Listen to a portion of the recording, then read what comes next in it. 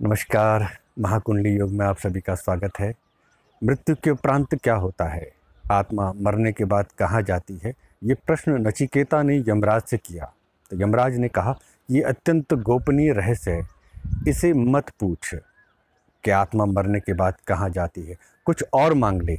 यमराज ने नचिकेता को 3 वर दिए थे। सभी जानते हैं, ये कथा कठोपनिषद में आई है कि 3 रात्रि तक नचिकेता यमराज के घर पर भूखे प्यासे रहे थे और यमराज जी कहीं बाहर गए थे। जब वापस लौट के आए तो उन्होंने देखा कि एक ब्राह्मण मेरे घर में भूखा प्यासा रहा है, कुछ खाया पिया नहीं, बहुत पूछने पर भी कुछ ग्रहण नहीं किया। तो इसके बदले में यमराज ने कहा कि तुम 3 वर मांग लो।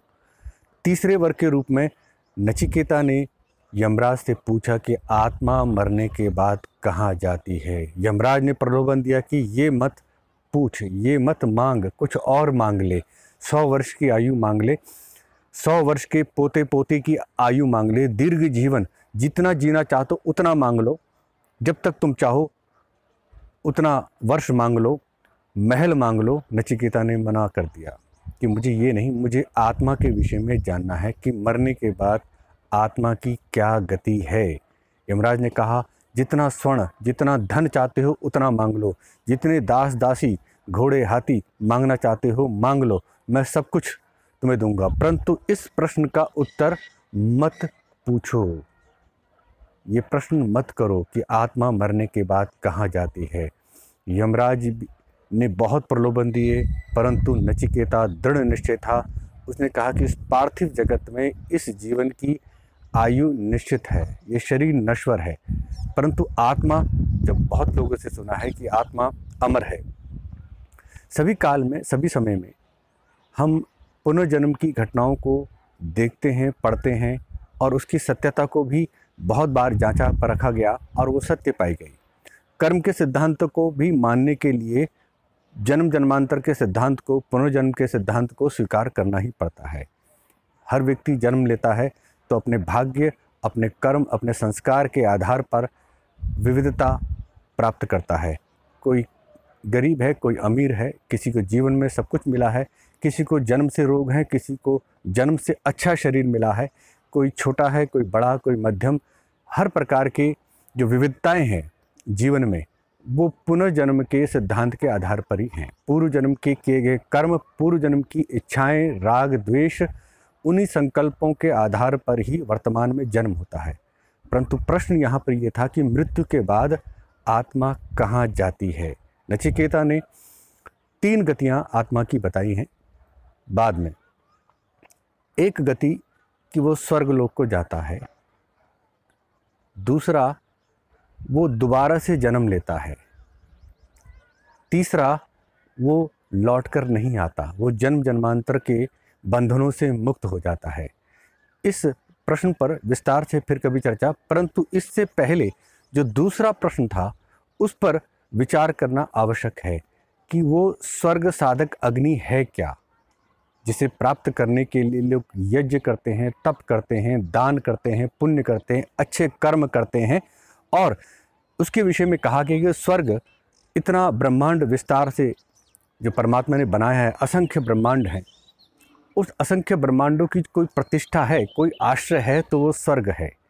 ये व्योम आकाश आत्माओं के लिए भटकने के लिए नहीं है, इसका एक आधार, एक प्रतिष्ठा है, वो है स्वर्ग लोक, वो दिव्य लोक, वो अग्नि लोक है, वो आग्नेय जगत है। उस आग्नेय जगत को स्वर्ग साधक अग्नि की जो खोज है वो कैसे पूरी हो, वो अग्नि कैसे हम पकड़ें, उस अग्नि को हम कैसे साधें, उस स्वर्ग साधक अग्नि के रहस्य को दूसरे प्रश्न में नचिकेता ने यमराज से पूछा।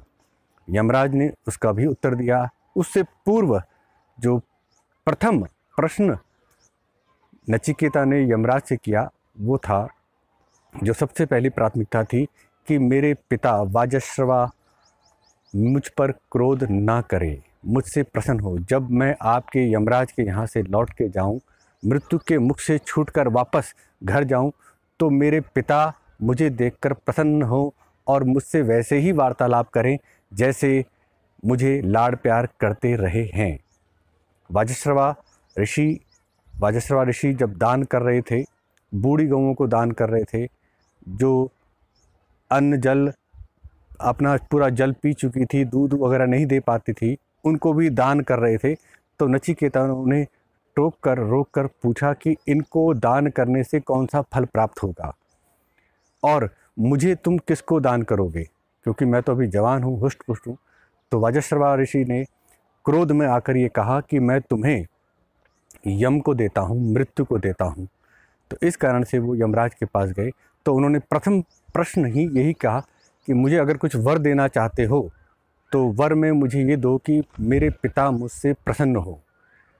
जीवात्मा की ये पहली मांग है, पहली इच्छा है कि यही लोक में, इस संसार में जो जनक है, माता पिता हैं, उनका सुख सर्वोपरि है। जिस साधक ने, जिस व्यक्ति ने माता पिता के सुख, उनका आशीर्वाद प्राप्त कर लिया, उनकी प्रसन्नता प्राप्त कर ली, इस संसार में जो कुछ भी प्राप्त करना चाहता है उसे वो प्राप्त कर सकता है।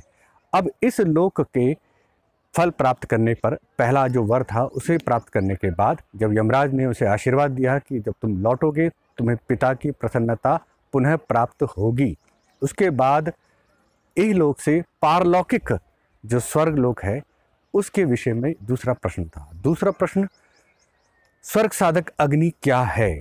नचिकेता को यमराज ने उस स्वर्ग साधक अग्नि के विषय में बताया कि ये 3 संधियां हैं। 3 संधियों में जो व्यक्ति इस नचिकेत अग्नि अभी बोला जा रहा है, ये नाम बाद में पड़ा। स्वर्ग साधक अग्नि के विषय में यमराज ने कहा कि इस स्वर्ग साधक अग्नि को जो 3 बार चयन करता है वो ब्रह्मा जो परमात्मा है उससे जो उत्पन्न हिरण्यगर्भ है उस तक पहुंच जाता है। और हिरण्यगर्भ योगस्य प्रथमो वक्ता, योग का जो प्रथम वक्ता है वो हिरण्यगर्भ कहा गया है। हिरण्यगर्भ से ही ये संसार उत्पन्न हुआ। हिरण्यगर्भ ही इस संसार का राजा है, जिसके गर्भ में सब लोक लोकांतर उत्पन्न होते हैं और उसी के आश्रय पर पलते हैं। और वही सब योगियों की हृदय गुफा में निवास करता है। और वही हिरण्यगर्भ सूर्य के अंदर तेजोमय रूप होकर रहता है। उसी अग्नि के द्वारा, स्वर्ग साधक अग्नि के द्वारा हिरण्यगर्भ तक पहुंचा जाता है। 3 स्तर हैं। पहले स्तर पर जब इस पार्थिव जगत से ऊपर उठकर, इस पार्थिव चेतना से ऊपर उठकर जब प्राणमय कोश में व्यक्ति प्रवेश करना चाहता है तो उस समय इस अग्नि का चयन करना चाहिए। एक ऐसी श्वेत अग्नि है, ऐसी स्वर्ग साधक अग्नि है। उस समय दोबारा से साधक संसार की सिद्धियों के पीछे ना जाए, संसार की कामनाओं के पीछे ना भागे, अपितु संसार को जिस प्राण शक्ति ने उत्पन्न किया है उस अग्नि की तरफ, वो उस आकाश की तरफ बढ़े। इसके लिए उसे स्वर्ग साधक अग्नि, श्वेत अग्नि को पकड़ना होगा। अपनी चेतना को उस श्वेत अग्नि में, जिसमें सभी रंग मिल जाते हैं, उस श्वेत प्रकाश में अपने को इन्वॉल्व करना पड़ेगा, मर्ज करना पड़ेगा, आत्मसात करना पड़ेगा, ताकि वो श्वेत अग्नि उसे उस आकाश की ओर ले जाए जो इस संसार को उत्पन्न करने का आधार प्राण है। वो आकाश का तल, ये आकाश नहीं, इस आकाश से परे जो सूक्ष्म आकाश है, जो समष्टि आकाश है, उस समष्टि आकाश जिसने इस पंचभूतों को आश्रय दिया है, उस आकाश में जहाँ हमारा संचित चित्त मंडल स्थित है, उस संचित चित्त मंडल तक वो अग्नि वहाँ ले जाकर साधक को वहाँ पर आश्रय देती है। वहीं से ही स्वर्ग का द्वार, स्वर्ग का मतलब आग्नेय लोक का द्वार खुलता है। उस आग्नेय लोक में कहते हैं, नचिकेता ने कहा कि वहाँ तुम्हारा वश नहीं चलता, क्योंकि वहाँ ना जरा अवस्था है, ना रोग है, ना और किसी प्रकार का कष्ट है। वहाँ सब सुख से, ना वहाँ भूख है ना प्यास है, क्योंकि वहाँ पार्थिव शरीर नहीं, वहाँ आग्नेय शरीर है, इसलिए भूख प्यास वहाँ नहीं लगती। उस आग्नेय शरीर में, उस आग्नेय लोक में, स्वर्ग में जो आनंद है उसके विषय में प्रवेश करने की विधि इसी तरह से बताई है कि उस संधि काल में जब इस लोक में और उस परलोक में, इस पार्थिव और अग्नि लोक में, प्राणमय कोश के उस तल पर जो इस अग्नि का चयन करता है वो उस स्वर्ग को प्राप्त करता है, उस तल के जितने भी सुख हैं उसे प्राप्त करता है।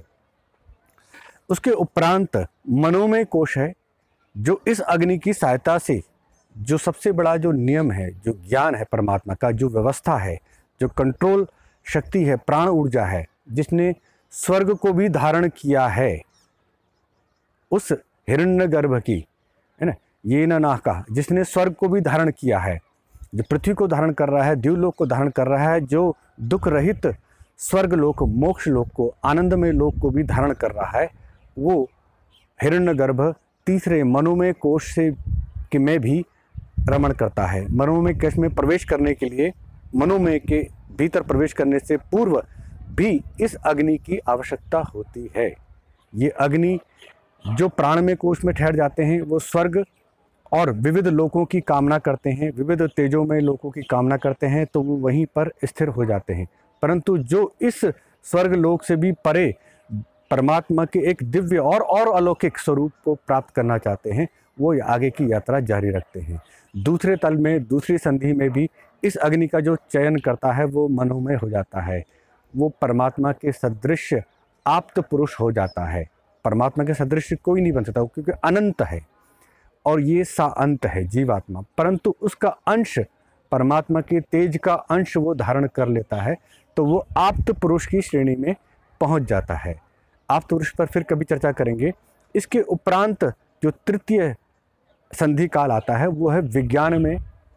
विज्ञान में जब प्रवेश करता है तो उस समय भी जो कारणभूत हैं, जो कारण शरीर है, इस शरीर का नहीं, इस ब्रह्मांड का, इस प्राणमय जगत का, उस मनोमय जगत का जो कारण, जो आत्मा है, वो है विज्ञान, विज्ञानमय कोश, जहाँ पर श्रद्धा है, रित है, सत्य है, महत्त्व है और योग तत्व है, जहाँ पर चित्त योग स्वरूप हो जाता है। योगश्चित्त वृत्ति निरोधा, उस अवस्था को प्राप्त करता है चित्त जब वो योगमय हो जाता है, योगस्थ हो जाता है, और वहीं पर ही हिरण्यगर्भ अपना संपूर्ण स्वरूप खोल देता है, क्योंकि उसकी उत्पत्ति उससे भी परे सूक्ष्म लोक से, उस ब्रह्म शक्ति से होती है जो आनंद में लोक के आश्रय में है, जो आदि शक्ति के चरणों में है।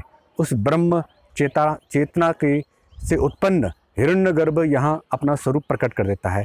यही स्वर्ग साधक अग्नि है कि इस अग्नि लोक स्वर्ग से परे भी जो मनोमय है और जो विज्ञान में है, जो उनके पर आश्रित कर लेता है, उसके उपरांत उसके लिए आनंदमय का द्वार खुल जाता है।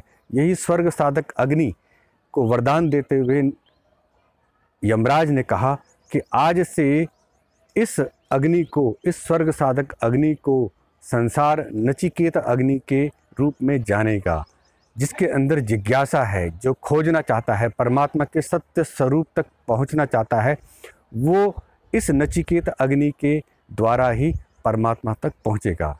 आज के लिए इतना ही, अगली बार। ओम।